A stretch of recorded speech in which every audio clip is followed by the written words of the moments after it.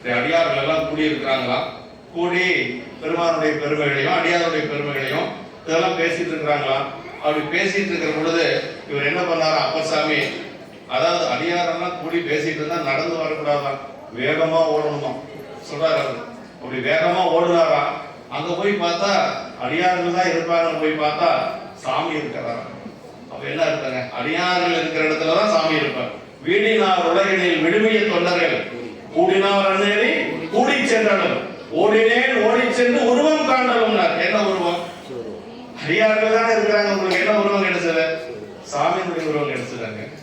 ஓடினேன் ஓடி சென்று உருவம் காண்டலும் நாடினேன் நாடிட்டு நமச்சிவாயவே என்று சொல்லி அந்த நமச்சிவாய திருப்பதி என்று சொல்ல, அப்ப நமக்கு ஒரு புகழிடம் அப்படின்னு சொன்னா அது எதுவாக இருக்கு அப்படின்னா அடியார்கள் தான் புகழிடம். அதான் அவை பாட்டி இந்த உலகத்திலேயே மிகப்பெரியது எது அப்படின்னா தொண்டர்களுடைய பெருமை தான் சொல்றாங்க. தொண்டர்தான் பெருமை சொல்லவும் பெருமை அப்படின்னாங்க.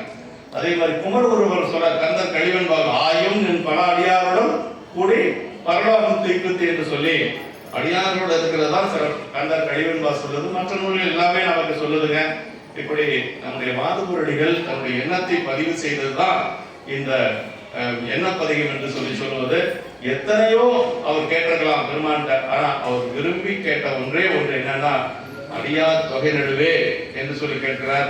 அதுவும் பல பக்கம் அவர் அப்படி ஆசைப்படுறார். அதிசயப்படுத்தல திருக்கூட்டம் கிடைச்சதுக்கு முன்னாடி அதிசயப்படுறார், எனக்கு கூட இப்படி ஒரு திருக்கூட்டம் கிடைச்சிருக்குதா என்று சொல்லி அதற்கு பிறகு மீண்டும் அந்த எண்ணப்பதிகத்துல அவருடைய எண்ணத்தை முழுமையாக பதிவு செய்து காட்டுகிறார் என்று சொல்லி நம்முடைய இந்த ஒரு திருவெண்பாவை நிகழ்வுல நமக்கு வாதூர் நிலையப்பட்டு சிந்திக்கணும் ஒரு எண்ணம் இருந்ததுனாலதான் அடியே சரி திருவெண்பாவை ஐயா நிறைய விளக்கமெல்லாம் சொல்லியிருப்பாங்க. நல்லா